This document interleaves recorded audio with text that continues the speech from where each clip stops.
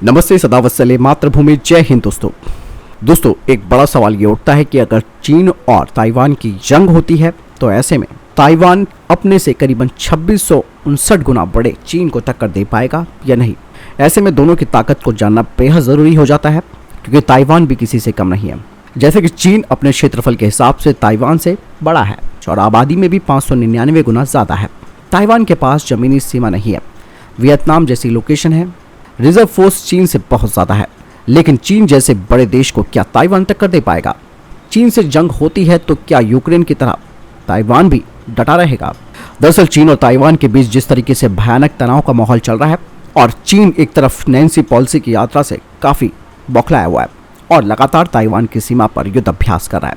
यहाँ पर यह जानना ज़रूरी है कि चीन जैसे बड़े देश से क्या ताइवान जैसा छोटा देश युद्ध कर पाएगा? चीन का सामना वो कर पाएगा?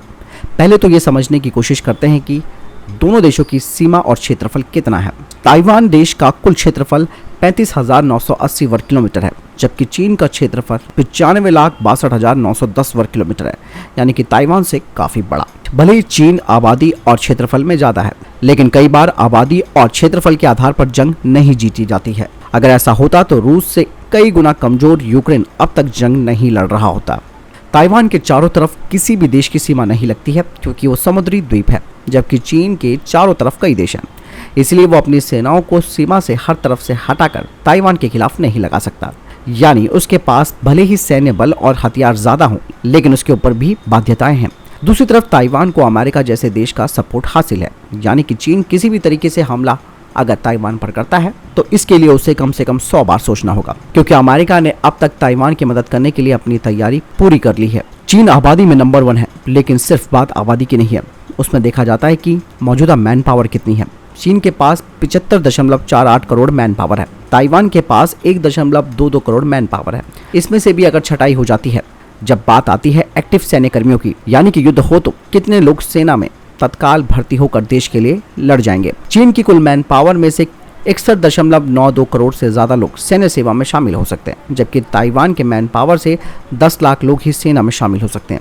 चीन की मिलिट्री में फिलहाल 20 लाख एक्टिव सैनिक है, जबकि ताइवान की मिलिट्री में 1.70 लाख एक्टिव सैनिक है। चीन के पास 5.10 रिजर्व और ताइवान के पास 15 लाख रिजर्व है, यानी कि ताइवान की रिजर्व सेना ज़्यादा है। ताइवान रिजर्व सेना के मामले में नंबर 1 रैंकिंग पर है, जबकि चीन 6ठे नंबर पर है, और यहीं पर चीन को कड़ी टक्कर दे सकता है ताइवान। अगर ताइवान वियतनाम के युद्ध में हुए गुरिल्ला वॉर की तरह जंग लड़े या फिर यूक्रेनियों की तरह डट कर सामना करे तो चीन के हालात खराब हो सकते हैं। चीन के पास 912 हेलीकॉप्टर में से 281 अटैक हेलीकॉप्टर्स हैं, जबकि ताइवान के पास सिर्फ 91 अटैक हेलीकॉप्टर्स हैं। चीन के पास 5,250 टैंक्स हैं, जबकि ताइवान के पास सिर्फ 1,110। चीन के पास 4,120 सेल्फ प्रोपेल्ड आर्टिलरी है, जबकि ताइवान के पास सिर्फ 257 सेल्फ प्रोपेल्ड तोपें हैं। चीन के पास खींच कर ले जाने वाली 1734 और ताइवान के पास 1410 तोपें हैं। इसके अलावा चीन के पास 3,160 मोबाइल रॉकेट प्रोजेक्टर्स हैं, वहीं ताइवान के पास 115 प्रोजेक्टर्स हैं। समुद्री ताकत की बात करें तो चीन के पास 777 नौसैनिक फ्लीट्स हैं, जबकि ताइवान के पास 117।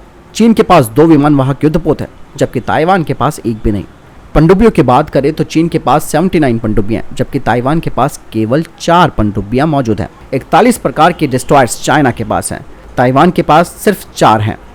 अगर फ्रिगेट्स की बात की जाए तो ताइवान के पास केवल 22 फ्रिगेट्स हैं, जबकि चीन के पास 39 फ्रिगेट्स हैं। तो इस तरीके से आप समझ सकते हैं कि हर चीज़ में चीन ताइवान से आगे है, लेकिन यहाँ पर ताइवान चीन को एक बड़ी टक्कर दे सकता है और युद्ध में हालात खराब कर सकता है चाइना के। अगर युद्ध में अमेरिका का साथ मिल जाता है तो, और जो कि मिलेगा ही, तो ऐसे में चाइना दोबारा ताइवान की तरफ आंख उठाकर नहीं देख सकता और वन चाइना पॉलिसी गई अब भाड़ में। आपको क्या लगता है पूरे सिनेरियो के बारे में? कमेंट सेक्शन में लिखकर जरूर बताएं। मैं तो नई जानकारी के साथ जय हिंद, वंदे मातरम।